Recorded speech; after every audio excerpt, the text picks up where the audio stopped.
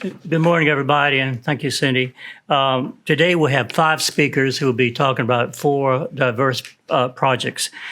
We do this from time to time to allow some of our members to give short talks on things that interest them. And usually we do it in January or February because I have had, being program chair, the experience of people traveling from outside of the area whose flights got canceled and couldn't get here in time. So we had to come up with a last-minute speaker after midnight sometimes on Friday night, and so it's not fun. So we have good weather today, and we have local speakers to tell us about things they've done this past year.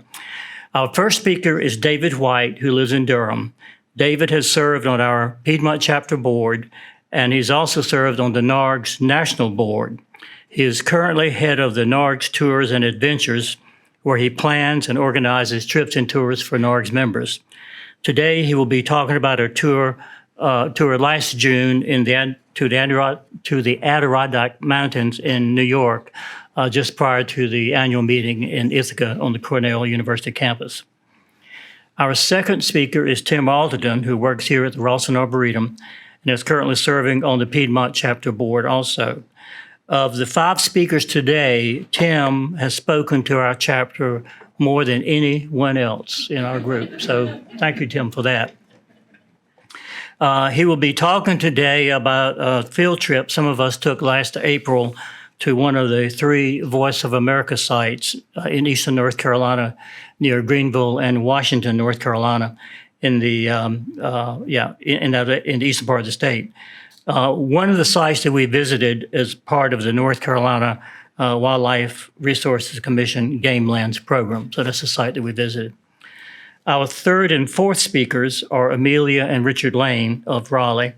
Amelia has been a past chapter of our chair and continues to serve on the board. She has given numerous workshops for us on hypertufa over the years, hypertufa trough making. Her co-presenter is husband Richard, who is currently the National Treasurer of NARGS, and he's also serving on the NARGS Board of Directors. They will be jointly speaking about a tour they took last June to the Swiss Alps that was organized by NARGS. Our last speaker is the newest member of our Piedmont chapter. He is Scott Zona, who now lives in Hillsborough, North Carolina, having moved here a few years ago from Florida, where he was a palm biologist at the Fairchild Gardens in Coral Gables, which is just near Miami, Florida. He also worked at the Florida International University of Maritime Conservatory in Miami. Scott is the co-editor of the Journal of the International Palm Society. He's written a new book that was just released in December titled A Gardener's Guide to Botany, and he will be talking about that, and he has copies for sale here to sign. I checked on Amazon last night, Scott, and I found that you have 27 reviews and given it a rating of 4.7 out of 5 stars, so congratulations on that. So we'll start off with David White.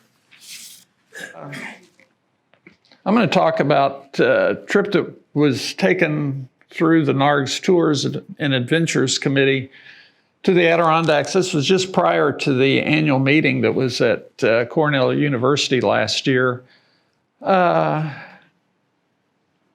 make a couple of comments before we get started. All the pictures you're going to see are things I took with my iPhone. So if some of them aren't in perfect clarity, bear with me. The plant IDs were provided by Seek. I don't know how many people have used software to identify plants. I found Seek to be a very good tool to do that with. I am not a botanist by training. I'm a mechanical engineer. And so I go places and I find it a lot more fun to be able to not just see plants, but to identify what they are. And I've also found that if you're in a location, Seek knows where you are and will give you much better information about the plants you're looking at as opposed to coming home and looking at your pictures. Because when you get home, Seek's looking at pictures from where you're at, and so you don't get as good a clarity with regard to what you're looking at. But that's just a pitch for Seek. It costs nothing, and it's a great tool. I guess we talk about the Adirondacks Mountains. Since I was a kid, I had heard of the Adirondack Park. I'd never heard it referred to as a national park. I knew it was big. I know a lot of people went to it, but it's actually a state park. It's actually embedded into the New York State Constitution in terms of requirements for conservation of the park and to keep a lot of the areas as wild as possible. It's not exclusive to natural areas. It's about 50% owned privately and about 50% owned by the state. And the green area up in the northeast corner of the map is the boundaries of the park. When I put this together to start with, I didn't appreciate what the term Adirondacks meant in terms of location. But the slides I'm going to show, we started out, my wife and I started out in New York City, went to Wave Hill Botanic Garden, went up to Stonecrop, and then Ithaca is where Cornell is, part of the Finger Lakes. Then we went up into the northern part of the state to Chaumont Barrens, Whiteface Mountain, and Two Bogs. Just wanted to give you, I also am oriented toward wanting to know where I'm talking about and like geography. So just wanted to give you a map to show you where it is. I guess Adirondack Park, which is the green area, is the largest native park in the U.S. It's bigger than Yellowstone, Glacier, Grand Canyon, and several other national parks that people are aware of. If you put them all together, excluding some of the parks in Alaska, it's the largest park land in the U.S. The stop at Wave Hill and Stonecrop were not part of the NARGS tour, but I thought they were important enough to point them out as part of the tour I went on. If you haven't been to Wave Hill, you ought to go. It's really, I think from a rock gardener standpoint, probably the best garden in the New York City area. They've got great garden beds, troughs, alpine house, a wild garden or meadow type garden. You also have a great view across the Hudson River to the Palisades in New Jersey, but just a great garden to go visit, and it's relatively easy to get to. I guess we then caught the train, went up to Cold Spring to Stonecrop Gardens, which was the home of Frank and Ann Cabot. Ann is still alive. She still lives there. Frank had passed away, I guess, 10 years ago at this point. But it started out as their private garden. It became a public garden in 1992. Has a number of well worthwhile places to visit. You can take the train up the Hudson River, catch an Uber or Lyft ride over to the garden, and it's very easy to get into. We had a bigger problem getting out because it was about 5 o'clock, and it's pretty much out in the country, and getting an Uber driver to come pick us up out in the country to drive us back into Cold Spring was an issue. But it's another great garden that's very easy to get to as part of a trip, and you don't need to have your own car. The first stop on the Adirondack tour, per se, was Chaumont Barrens Nature Preserve. The land for the preserve is actually owned by the Nature Conservancy. It's surrounded by land that's owned by the state of New York. It's up in the northeast corner of Lake Ontario. It's an alvar, which may be something a lot of people aren't familiar with. An alvar is basically an area that's, you've got a very thin soil layer on top of highly fractured limestone pavement areas where you've got these slabs of limestone that were laid down. Because of the limestone, the pH is very neutral, perhaps a little bit alkaline, which is atypical of the Adirondacks, which can be quite acidic. The area is prone to flooding in the springtime, but it's very dry in the summertime. There's alvars scattered around North America as well as elsewhere in the world, but it's a fairly uncommon planting area. Our guide for this part of the tour was Robert Wesley from Cornell Botanic Garden. This is looking across the meadow, the plant that is most commonly referred to. In a lot of the places we went on this tour, I'll say, I had a hard time finding a plant list, even a list of some of the plants that were there. This area, I discovered, was much more diverse than any of the literature I found in terms of plant species. Almost all the references I found would list GM triflorum, which is prairie smoke, as the most significant plant here. We were there probably a week too late in terms of past the peak of the bloom. Again, we were there the 12th through 14th of June. If we'd been there more like the 7th of June, it would have been in peak bloom. The inset down there is a picture. When I say all the pictures in here are pictures I took with my camera, the picture in the bottom is a deviation from that. The plant is unusual for its appearance, but it's also unusual from the standpoint this is a disjunct because of the alkaline soil. The closest other occurrences of this plant are in Wisconsin and the upper Midwest, which has soils that are more neutral, but you get into the eastern US and you're getting a lot of acidic soils. And so this is a very uncommon plant for the eastern US. But you can see, see if I can, you see these little pink heads scattered around here that are the plant out in the meadow while we were there. But you also find a lot of other plants that you don't think of as being plants from the eastern US. And again, it's because of the soil that's there. You've got Indian paintbrush castellias, you've got a lot of penstemons, wood lilies, death camas, pacras, false Solomon seals, a lot of other plants that you wouldn't normally find scattered throughout the eastern US. Guess the next stop we had was on Whiteface Mountain. Whiteface is the 4th highest peak in the Adirondacks. It's, I think, about 4,600 feet. Like I said, it's part of the Adirondack Park. The soils here are very thin.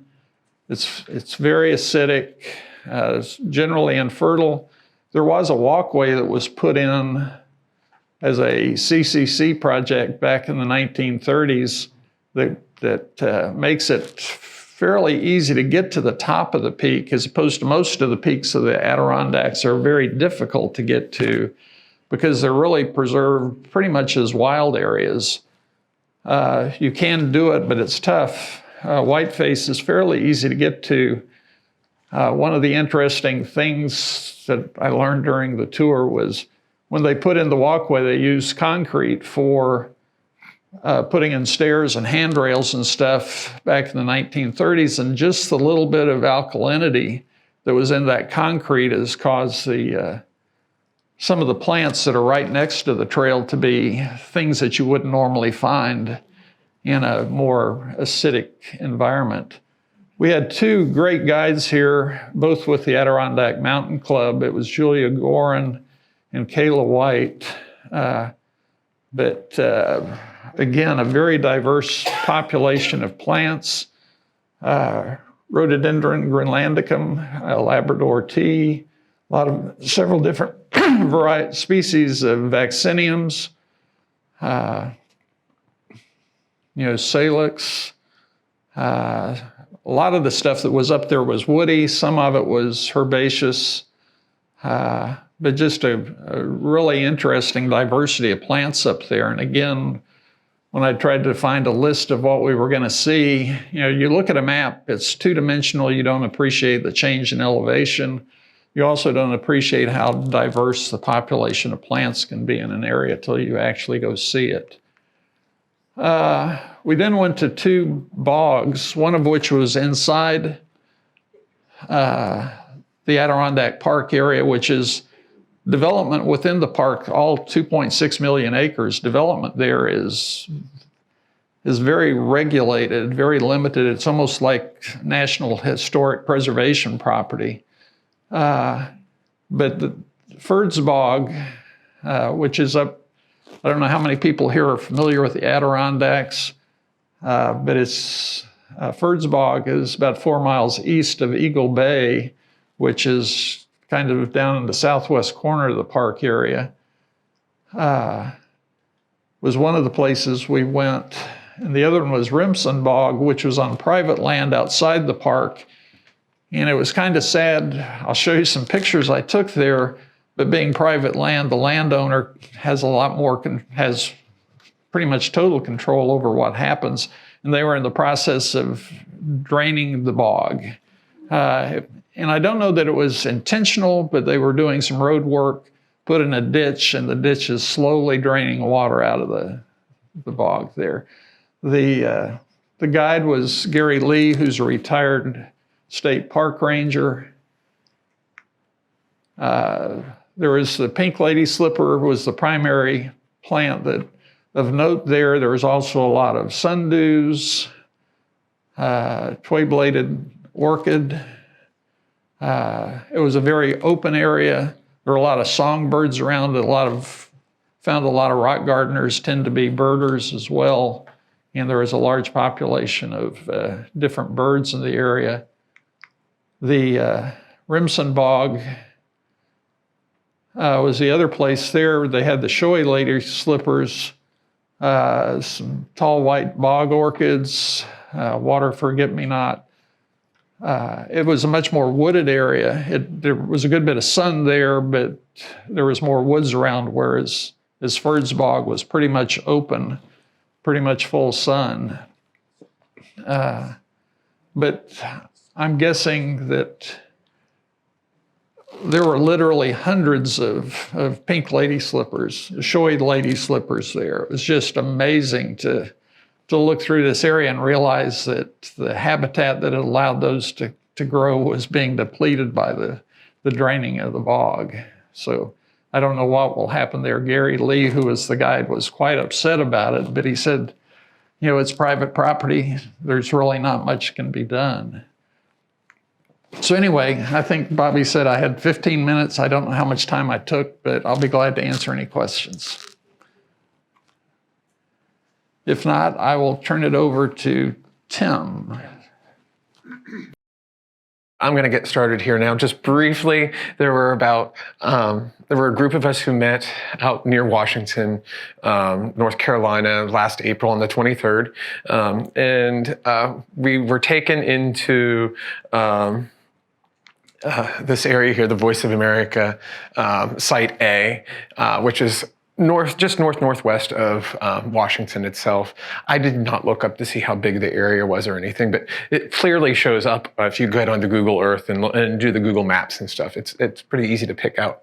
But where we went actually in this was, I think, we started, there's a little parking area in here, and we came down into here. You can see the stream here. We walked a little bit right in here, and then we crossed the road and we went up into this area ultimately, but we concentrated right through here. This is quite flat. And I think this had been drained, like you were saying about draining bogs, and there's several of you here today who were actually on this trip, and they could probably attest to that as well. But there were a few streams in there, but there were large ditches along the roads, and it was actually very easy to get through this place. It was largely flat, so anybody here could do this. And we walked in some of the natural areas, but there's also roads that connected everything, so very easy to get around. Other than the most difficult thing is finding the place. It is kind of in the middle of nowhere in eastern North Carolina. But we had a host, not a great picture, but this fellow right here is Clay Carter, and he was our host, and he invited us out there, and he showed us around. He's really enjoys this plot. You look way off here in the distance, and you don't see, it's just a big grassland with some shrubs coming up in it. The tallest stuff might be oh, 6 to 8 feet tall, if that. It's most of it much shorter. It's periodically burnt. The Voice of America, most of it predates me. It's, I guess, post-World War II, the government had these sites throughout the country, especially here in North Carolina, because we're far enough away from DC, I guess. But they would set up radio towers and broadcast to the world to kind of combat I guess the Cold War and communism. So, but this is one of the sites. There's still some buildings left there, but I guess they had multiple antennas throughout this area, and these roads would have connected to them. But it's now allowed to be fairly natural, and like I said, they've maintained it with periodic burning. As you can see, there were several of us there. I'd say there were between 15 and 20 people. I don't remember exactly right now that went here. Bobby and Cindy and Nancy and Carrie and Trish were there, I can think. So there's probably somebody I'm missing. But anyways, there were a bunch of us. So Nancy. So we all wandered out into the grasslands there, and we saw all kinds of little things. And this is just one of the earlier ones we came across. One of the hypoxis. You had to look down, find this one. So one of the, let's see, yellow-eyed grass, I think we call them, or yellow star grass. I don't have my common names on here, but just show you a bunch of some of the things we were able to see that day. This is one of the spring ephemerals, annuals. It's one of the Valerian, or Valeriana now. It used to be Valerian, radiata. And we saw primulas, and this is primula, not primula, Viola primulafolia. We saw these, actually, these were in some of the wetter areas. Later on, we'd see another viola as well, which you'll get to see. But Houstonia, cerulea, the bluets were everywhere in flower. If you go anywhere here in the eastern North Carolina in particular, I know I always see them throughout wherever I go, whether in woodland areas or in open grassland areas like this as well. But you'd see them. So you got those nice bright blue flowers, bluets. We're coming up here and there. David, he even showed a pachyra. So it's kind of ironic that you see, he was showing that, I think, on the White Face Mountain or something, or what was. Okay, on the Shamet Marins, you showed a pachyra. This is Pachyra tomentosa. So these used to be lumped into the genus Senecio, and they've split them out. But there were probably some other pachyras there as well, if I remember right. But this is one I was able to identify fairly easily. The foliage, and it's not overly apparent in this picture, but there are, you can see when I was zooming in, had the nice soft coating on the leaves. So it wasn't a glabrous leaf.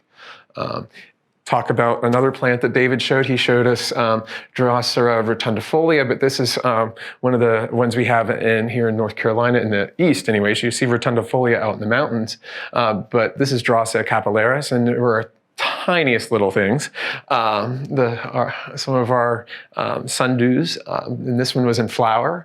And also just a few feet from that, this was another Drosera intermedia, which is much taller. This one gets a whole 3 to 6 inches tall. The other one, it's flat on the ground. It's upper when it flowers, and it's, if you use, you almost need a magnifying glass to find the capillaris, or it could also be brevifolia as another one that might be in there too. So we were seeing some insectivores, which our eastern North Carolina is really known for. So here you can just see the whole group. We were out in the field here, and there's broom sedge everywhere. But you can see nothing very tall there.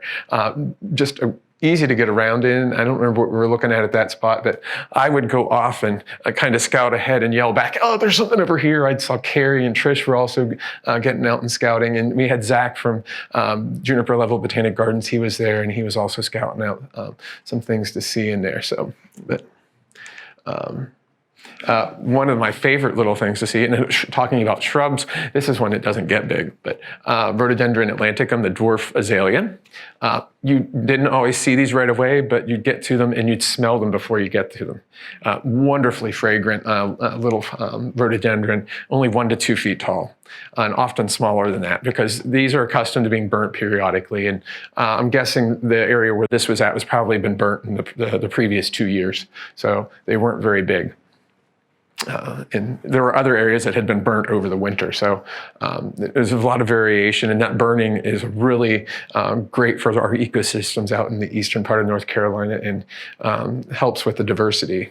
You always find more whenever it's been burnt reliably over time.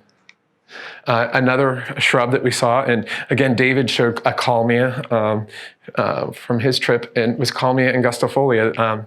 Sheep laurel or sheep kill is another name for them. So this is for anybody who's, we have laurel hills here in Raleigh. That's Kalmia latifolia, the mountain laurel. So this is one that you'll often see in the coastal plains regions up along the whole eastern United States. And here's a little bit close up. Flowers a bit different. You get spikes of flowers. I've seen these flowering as late as November. With a few flowers, but a much longer flowering period and very different from the mountain laurels that you typically see. Here's Trish. She's looking at one of the Sarracenias, which we saw quite a few Sarracenias. When we first got out and started seeing some, they had been damaged. There had been a freeze about 2 weeks prior before we were there. And some of the earlier ones that had opened up had gotten damaged. But then we started seeing these other patches. The topography must have just been slightly higher, or and they didn't get frosted, or they just hadn't been as far along. But we literally saw hundreds of them in a few of the areas, the boggier areas.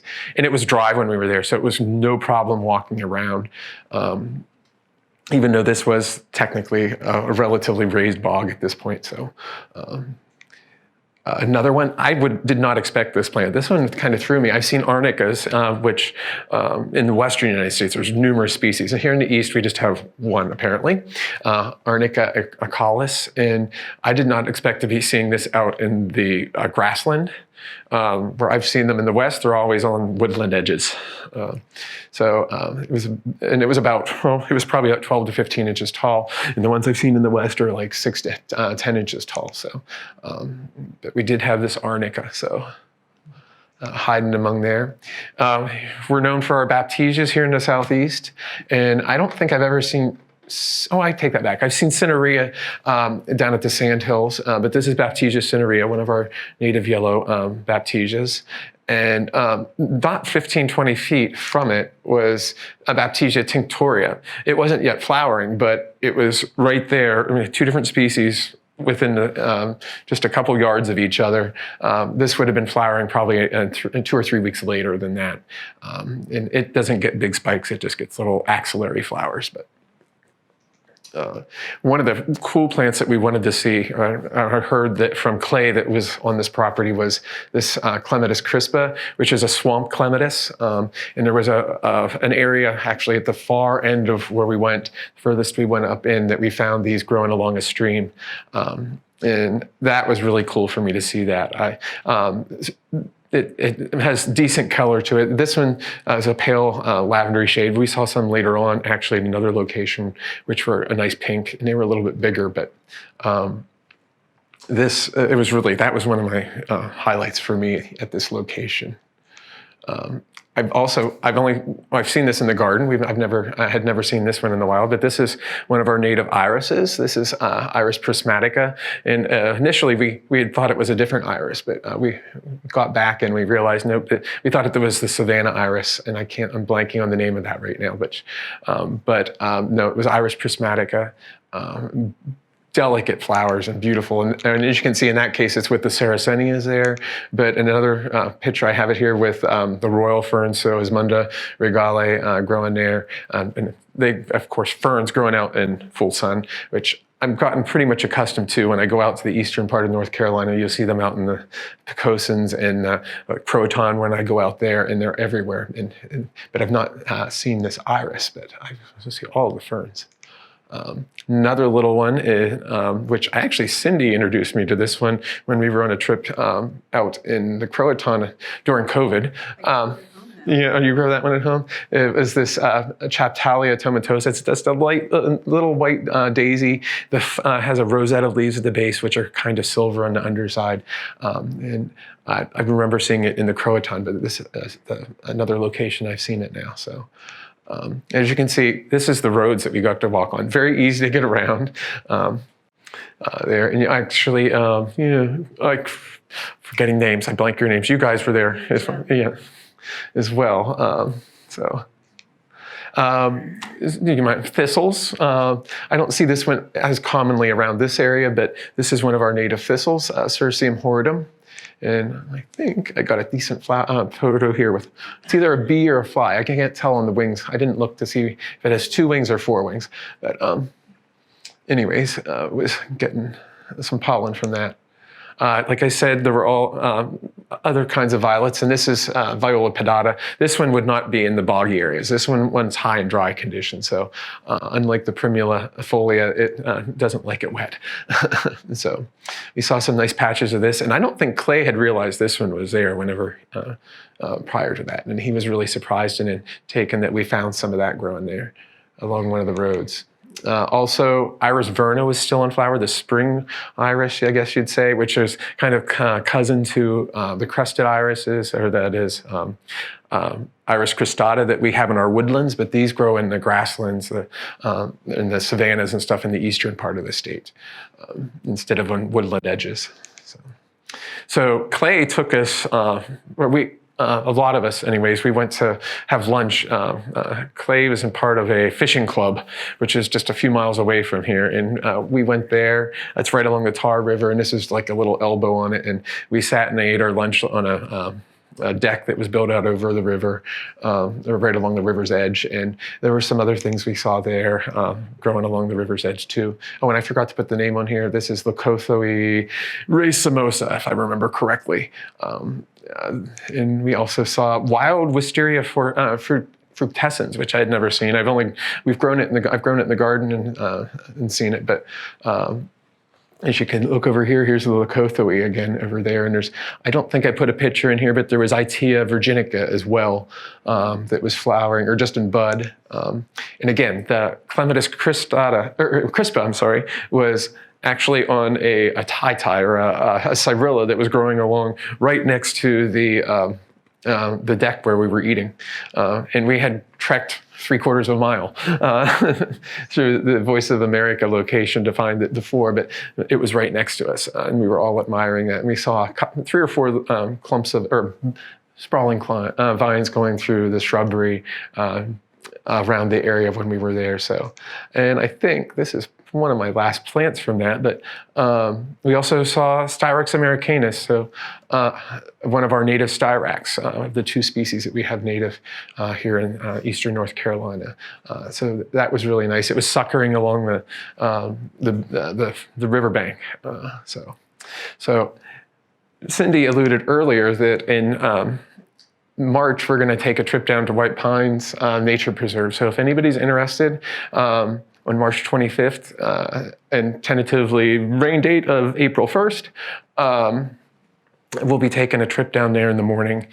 So if anyone wants to tag along, this will be a similar excursion.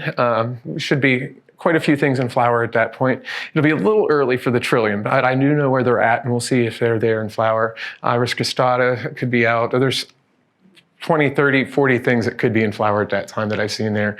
I think Cindy in her description mentioned that we might see, that they're known for Dicentra colliculata, I think is how you say it, the Dutchman's Beaches.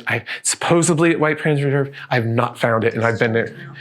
I have not found it yet, but if it were, it would be in flower at that time. I might just have missed it and not gone to the right pathway, but there's great trails there, and some cool topography. Then you get to look across the river and you can see really nice mature white pines. I grew up with them, so it's kind of, okay, that down here it's a big thing. And there's several there's at least 2 or 3 other species of pines that are on the property as well, but beautiful riparian ecosystem as well as upland that we'll be able to see there. So if anyone's interested, there'll be further details on that in the next month or so. So if you look forward to that. Okay, any questions? Okay, so Charlotte asked who maintains the Voice of America location, and Bobby Ward mentioned that it was the Wildlife Commission that's been maintaining it. Amelia?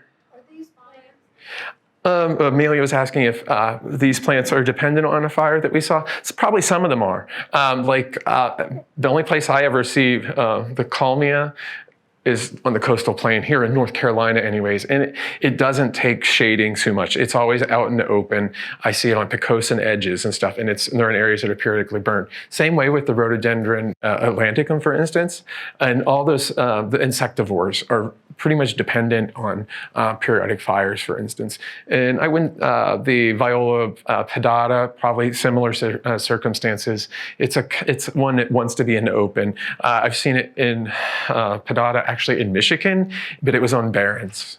In one of the best locations, actually. Bobby was on that same trip. And I've seen them down at the Sandhills Preserve as well, and they're on open exposed areas that have been recently burnt. So a lot of that is, there's some plants probably that aren't as dependent. I would guess the Chaptanthus is probably fire dependent too, because I've only seen it out on in the coastal plains. I mean, if in the garden, you can open it. Once the open disturbed soils is what it is. It won't take shading. And as you saw, there was, and for those of you who were there was no shade. So, so. Any other questions? Okay, let's go over here first. What was the date of your visit? That was, okay, the date of our visit, that was April 23rd, I believe. Yeah. So, and Blake? Someone also asked, were chiggers a problem? Yeah, we had a question whether chiggers are a problem. No, I didn't have any insects issues, but I normally don't, but I have gotten chiggers in the past other places. The only place I get them, my cousin's backyard and on the coast. I can go through the Croatan and have no problem, for instance, and this is much like that, and I don't have chigger issues. So, Cindy, you had a question? What was the garden plant here? Cindy's asking if Rhododendron atlanticum is growable in the garden, and yes, it is. Yeah. Does it get big? No, it's a dwarf rhododendron is a common name, or a dwarf azalea. It gets like 2-3 feet, maybe 4 feet if it's really big. Yeah, knee high. And, yeah, yeah, they're tiny and wonderfully fragrant. Okay, White Pines Nature Reserve, where is that at? It's down near Sanford. So it's about 45-minute drive from right here. It's not a hard drive. We'll get you further details. It's off of, is it, oh darn, 501? Yeah. Yeah, okay. Back a road off of 501. So it's not hard to get to. I know I've taken Chris and Nancy there, and I'm pretty sure Trish has been there, and Carrie, and I'm sure there's some others. Exactly. Trish is saying it's close to Big Bloomers. Yeah, you just keep on going down 501 and hit 1, and yeah, you're there in about 15-20 minutes. You can be to Big Bloomers. So yeah. So you can make a day of it. We'll go in the morning, and so we'll probably spend an hour and a half, 2 hours wandering around collectively, I'm guessing, and we can leave as we want. And you can go on to Big Bloomers and get some lunch too. So, okay. Tell them just to shoot me an email so I can start a list. Yeah, you can shoot Cindy an email, and she'll start a list of anybody who wants to go along. So we can keep contact in case, like I said, you never know if it's going to rain or not. So that's why we're going to say tentatively the 25th, which is the last Saturday in March, and then a rain date of the 1st of April. So, okay, I'll pass this on to the lanes. Okay. The Swift trip. Part of the national organization's tour committee, David's, sorry. Sorry.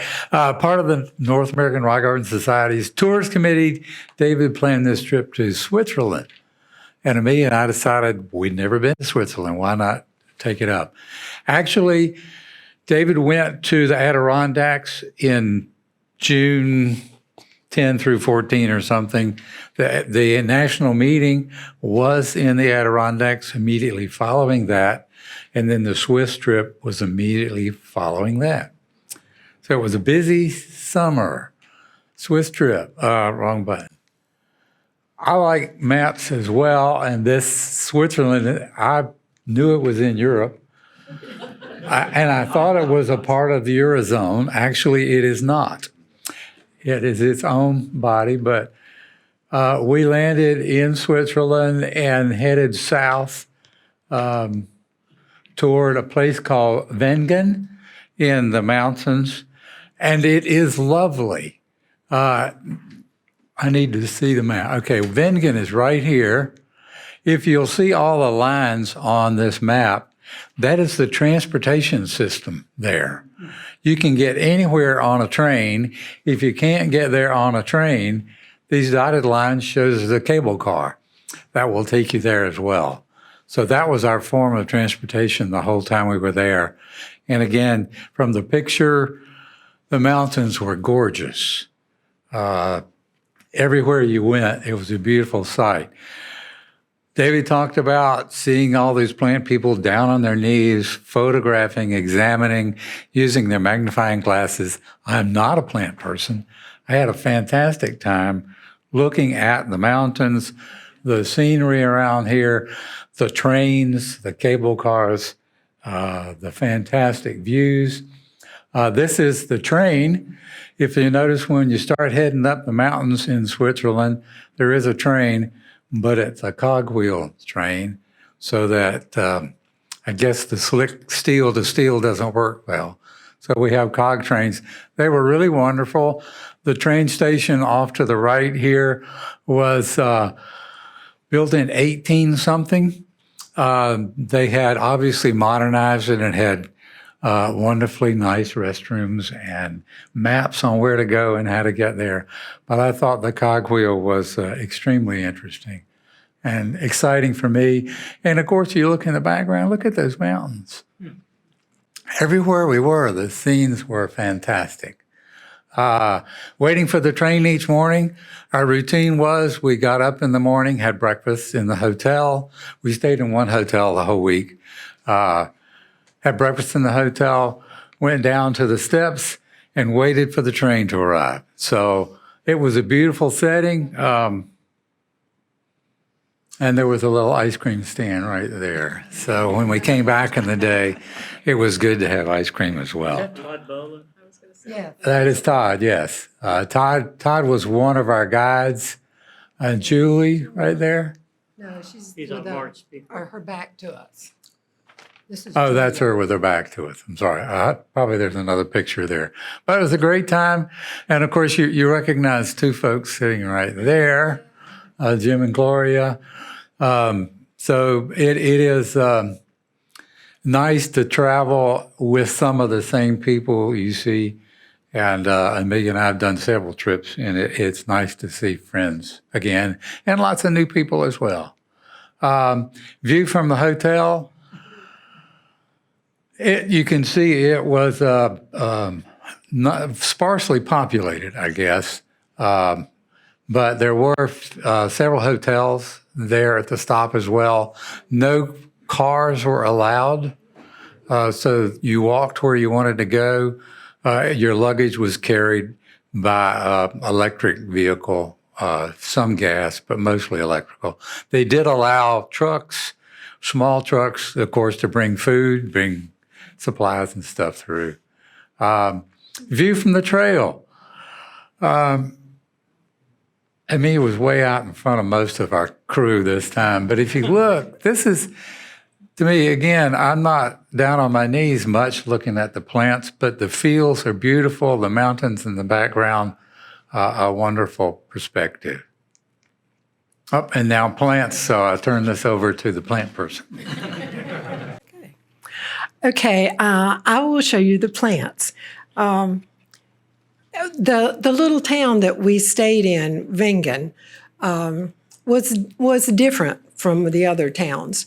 Other towns had tour buses and lots of cars. They were nice, but our town was really unique in that they did not allow any car traffic. And so, it was just, and staying in one hotel the whole time and taking day trips was just the perfect scenario for Switzerland. Maybe not for all trips everywhere, but this one, you only unpacked one time. So that was, and you got to concentrate on the day trips that you took. So that was really nice. But Richard showed you one of the fields and the meadows. They were everywhere. You just couldn't go anywhere where there weren't meadows of some type. So you saw all these wonderful pictures. And this is a yellow rattle. The plants were so unique looking. And I know every place has its own unique plants, but the colors were beautiful. It was just really cool. I loved the plants. This was a prunella, and the closer you got, the more interesting the plants were, with their little hairs or furs or something. I was enthralled. And on this trip, there are people with big cameras, there are people with iPhones, there are people who want to be the last person to take the picture because they get the most time. So there's all different types of people, and but they're all friendly plant people. So that was cool. Let's see what geraniums. Geraniums were a common plant that we would see along the roadside. Actually, I don't think people didn't even stop to take a picture of geraniums, though I love geraniums. But they were just everywhere. And you can see in the background the pink and the white and some yellow. They were just super colorful everywhere. And this is an ajuga. I thought that was so cool, the shape of it and the color. I don't think we can grow any of these people, so I wouldn't even think about it. This was a dactylorhiza, a spotted orchid, and they were common. I mean, sometimes you'd see big patches of them. Other times you'd see, only one or two.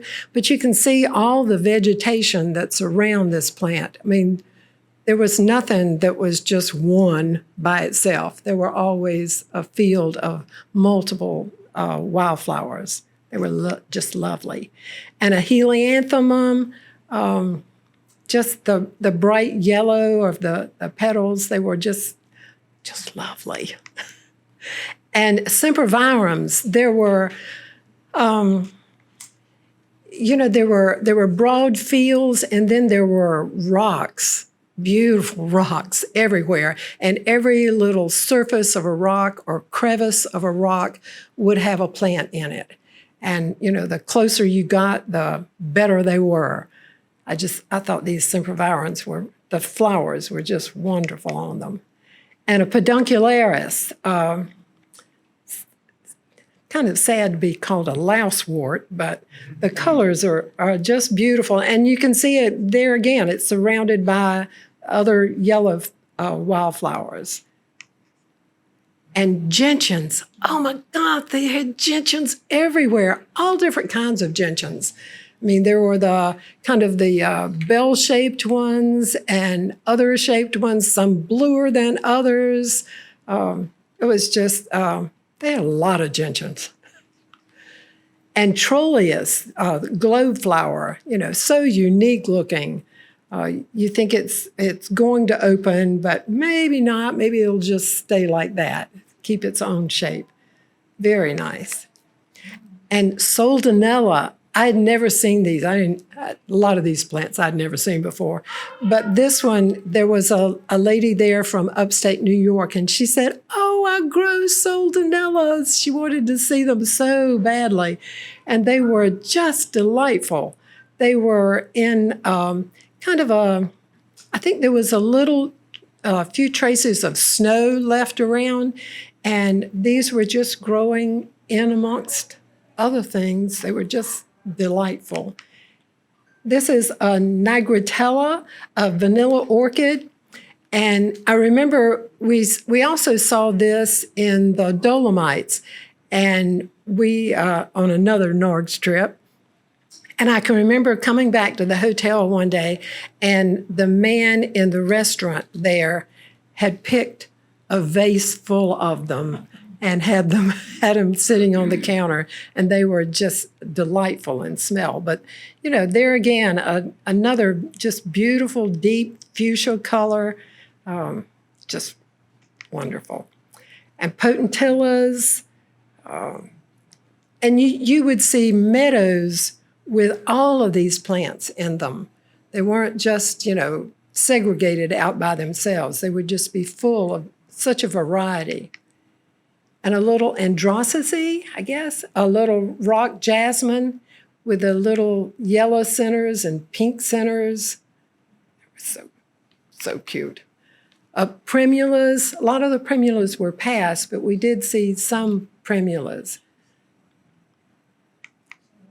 And a little rhododendron. These were kind of in thickets on hillsides. You would look up to see the hillside and it would be kind of a rosy color, and they would all be this rhododendron. So very nice. And a little gypsophila. Just, you can see the different rocks. And I mean, if you look at that slide, you can see 1, 2, 3, 4, 5, probably 6 different plants, 7 different plants, just all in amongst the rocks. They were lovely. And a little linaria, little toadflax with this little, it looks like a snapdragon. You could pinch him. And you can see this was in our kind of our scree area with just the little gray rocky scree. And this was a ranunculus. We had taken a cable car up to the top of this mountain, and it was freezing. I mean, it was so cold and windy when we got up there, but we were determined we were going to see what we came for.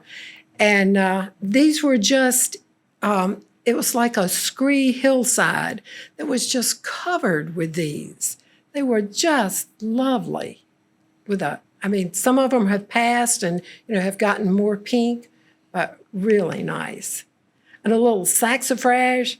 I mean, we grow that common saxifrage that will take off and cover the earth here, but there are so many of them that grow, in alpine areas, and they have little crusted petals, and they're just makes you want to live in upstate New York, just for a while. But they were all lovely. And these are more of the ranunculus. This hillside, there wasn't much else there but the ranunculus, but they were just in little pockets everywhere. They were super, super nice. And a veratrum, we saw a lot of those out in the more sunny areas. They were a little past. And we finally found the yellow lady slipper. We only found one patch of them, but our guide, Julia Corden, she knew where they were. And so we finally found them one day. They were just lovely. Nice to have a whole field, though, David, of pink lady slippers. That would be cool. But we were happy to find that patch. And that was a close-up of them in amongst lots of other nice plants. And this was a green roof. I mean, it was not out of the ordinary to see the little kind of Swiss chalets with a green roof. And I think a lot of these were people's like summer homes, or maybe they would come for the ski season. And but just it's like, okay, let's have a green roof. And they all had, window boxes with lovely little plants in them. And we also saw, we were walking along the trail one day, we would see these little refrigerated huts, little, no bigger than this stand. And they would have cheese, and what else did they have in there? Yeah, mostly cheese for sale. There were a lot of small farms there, and I think the small farms are supported in Switzerland to keep their, to help them stay in business. And so that was really interesting to see. You could just buy a hunk of cheese on the trail. Let's see what else we got. Aquilesias, big ones, really dark blue. And we can grow aquilesias. Maybe not this one, but they were lovely. And phytumas, I was not familiar with phytumas, but they look like a Chihuly piece of glass to me. Aren't they cool? They were really neat. I loved those. And we did go to a botanical garden one day, and it was at the top of a mountain. I just kept thinking about those volunteers that had to work at that mountain. I mean, things were very nicely labeled, but it was at the top of a mountain and had these little paths winding around the botanical garden. But it was nice to go, and you can see. I don't know what that is. Those are just directional signs, I think. And those were some of their labels in there at the botanical garden. There were a lot of languages in Switzerland. There was French, German, Italian, and English. So you always saw things in multiple languages, which was nice. And we did see, I thought of you, Jim, we saw Lilium martagon, but we only saw, there would be like one in a spot, and then you would find another one. We didn't see patches of them, but they were lovely when we found them. Hope yours are doing well. Good. That was a close-up of the lovely lily. And a different gentian, a bladder gentian, if you look closely, where's my little red thing? On the backs of them, up the screen, sorry. You can see there's a little bladder, that dark spot is at the base of the blossom. So that's why they're called bladder gentians, but lovely blue. Another dactylorhiza, we saw quite a few. There's the leaf blade is, down at the bottom. They're a broad leaf blade. I can't even find it on here. But a lot of I think one of the other ones had lots of spots on the leaf blade, but beautiful colors. And another saxifrage. I mean, look at all that little crusting along the edges. I just think that's amazing. Very cool. And a silene, which is growing, here amongst the rocks. Let's see what else we got. Another soldanella. There were two different types. You could only tell them the difference by something about the fringe. But the dwarf snowbell, I think snowbell is a nice name for that. And there was a patch of them. I think they just looked like lovely little fairy bells. And a campanula. We saw lots of different types of campanulas. Another beautiful blue, that we sometimes have a hard time finding blue plants here. And this, I have a bag of pine cones in my garage. I'm going to make this. I saw it hanging at a house, and I just thought, wow, that is just so cool. Because they had lots of fir trees and those beautiful fir cones. I thought, okay, so if anybody wants to do a workshop, we might do one of those. And I kept a journal, mostly so I could remember what I had done the day before. But I want to read you the last day. And I always put down what day it was and what the temperature was. It was 53 that morning. This is our last day botanizing in Switzerland. It has been so much more than I expected. Beautiful country, culture, and public transportation, and water closets. Great water closets. Today we did day 7 on the itinerary. The cable cars today were long and very nice. They held 8 to 20 people each. What a ride and view. We hiked through upper meadows and saw many soldanellas, delicate and lovely. The hikes on this trip have been varied and beautiful beyond my expectations. Richard and I have enjoyed the company of our group and have gotten to know new and interesting people. Having Julia Corden as our guide has been fun and full of plant information, and so glad to get to know Todd Boland, her assistant and vice president for NARGS. Thank you. Any questions? Questions? Yeah. June. It was the latter part of June, Yeah, right? we got back July 1, I think. Yes, we did. Yeah. Yes. What was the elevation? Some of those mountains were 10,000. Yeah, we were. I think.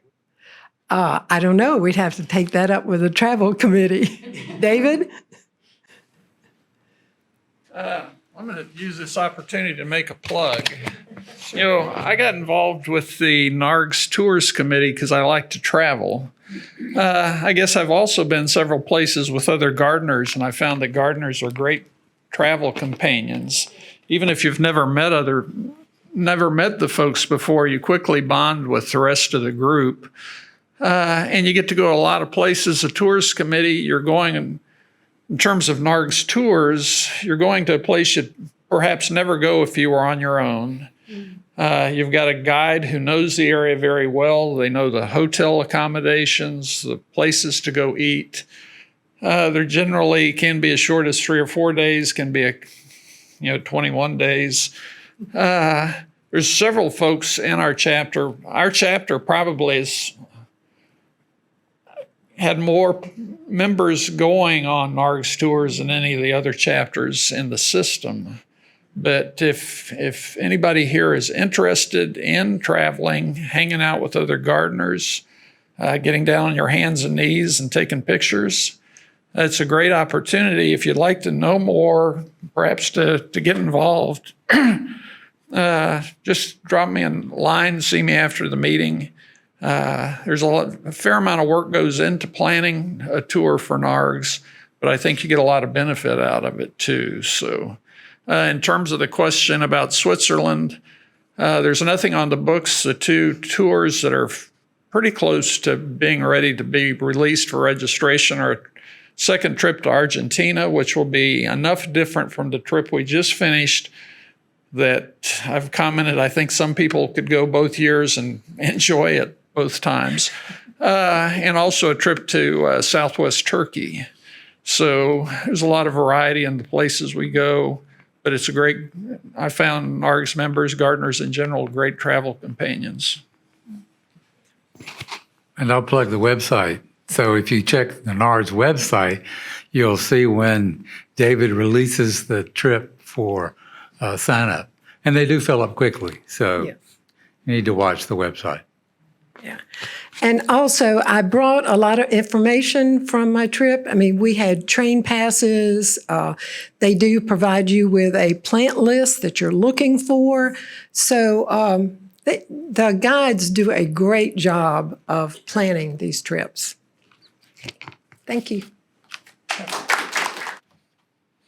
Okay, well, I don't have a PowerPoint to show you because the book is over there. You can go look at it yourself. And for those of you online, if you go to Amazon, you can do the look inside thing and it can show you like almost all of chapter 1. So just a little bit of backstory. This was kind of my lockdown project. It was actually at the end of 2020. I was doing an online class of the botany of houseplants, and the editor from Cool Springs Press contacted me and she said they'd like to have a book about that. Would I be interested? And I said, yeah. And we wrote a proposal, and it came back and they said, well, houseplants, although houseplants were huge all over Instagram at the time, it was maybe a little too niche, and that maybe if I could broaden it out and make it more of a general gardening type book, it would be better. And so I did that, and they were happy with that. And so I started writing in April of 2021 and finished in Valentine's Day of 2022 for publication in December 2022, and then supply chain, and they delayed it.